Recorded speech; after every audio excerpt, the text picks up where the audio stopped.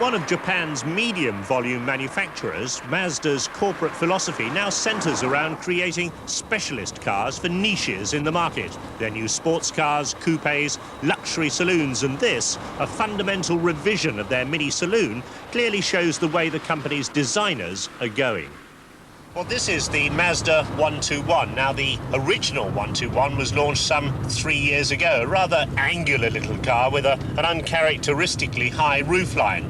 Well, that's about the only thing that is carried over in this new model, because Mazda say this is the first car in the world that's specifically designed to operate in urban traffic conditions.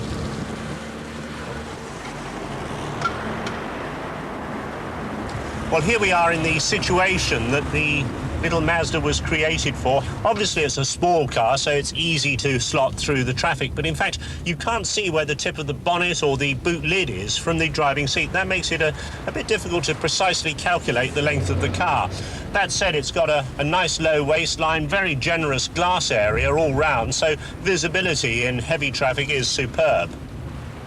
It's got good steering locks, so in theory it should be easy to slot into tight parking spaces. However, it's difficult to judge exactly where the corners are, and you do need shoulder muscles like Arnold Schwarzenegger. For something that's so strongly billed as a town car, there's some notable omissions from this Mazda. There's no power steering, and it's quite heavy at parking. You'd think with their knowledge of four-wheel steering, they'd build it in to make it more manoeuvrable. The aerial doesn't retract, and we all know what vandals do to these. There's no concealing flap for the radio or facility to take it with you. There's no side protection mouldings for doors flung open in car parks, and these painted bumpers, front and rear, are very susceptible to scratching. It does look fairly squashed up, doesn't it? I mean, let's look at the back of it, shall we? I haven't seen the back. I actually like the shape. You do? I do, yes. It's really good. I do. I think it's very impressive. It's got a nice shape front. Yeah. Back. It'll be easy to park because there isn't much to the back of it. That's right, yes. Very compact. Has it got power steering? Would you like power steering? No.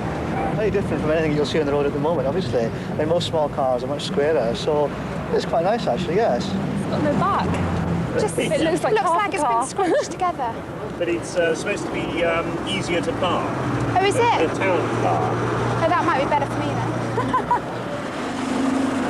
then. It's certainly not anonymous. I've rarely driven something that attracted so many looks, both on the road and in town. In car parks, it seemed every other person wanted to come up to give their views on the extraordinary shape and to ask about its parentage. When I was a reporter on the local newspaper many years ago, we had a fleet of Morris Minors as staff cars. We used to affectionately refer to them as jelly moulds. Now, I don't know why, despite the smooth shape of the new Mazda, it does remind me of the old bastion of the British motor industry. Under the bonnet is a new engine from Mazda. It's a 1.3-litre unit, 16 valves, single-point fuel injection, developing 72 brake horsepower, and it runs on unleaded fuel, of course. Personally, I'm quite disappointed that Mazda, with their extensive knowledge of the rotary engine, haven't put a little single-chamber Wankel engine into this car.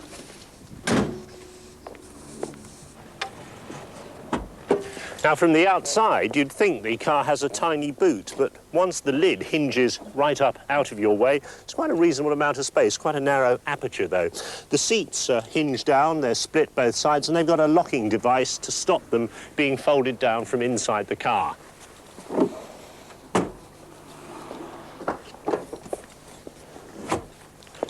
A really exceptional amount of room in the back here, tremendous amount of headroom for a Japanese car, lots of leg and elbow room as well. Really very comfortable, and it's trimmed in very attractive fabric that they tell me was designed in Europe.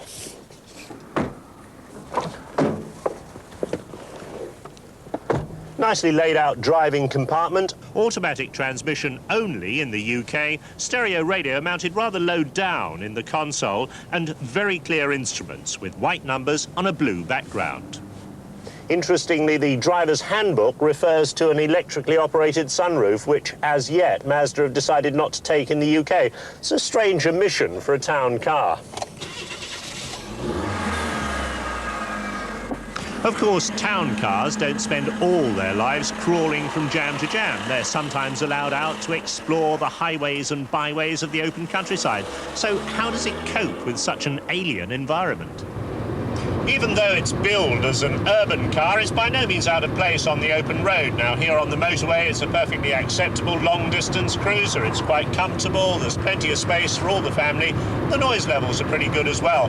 It betrays its lack of sheer cubic inches by changing down from fourth to third whenever you want a bit of acceleration, and that includes trying to ascend motorway upgrades. But despite that, it's very easy to maintain fast-moving motorway traffic speeds. So to sum up, the Mazda 121 has excellent interior space, front and back, a most eye-catching shape and a very clever automatic gearbox. Steering's a bit heavy though, there's not a lot of protection from minor parking bumps and grazes, and while the boot is a good size, that opening is a bit narrow. The 121 runs on unleaded fuel because it's fitted with a catalyst as standard.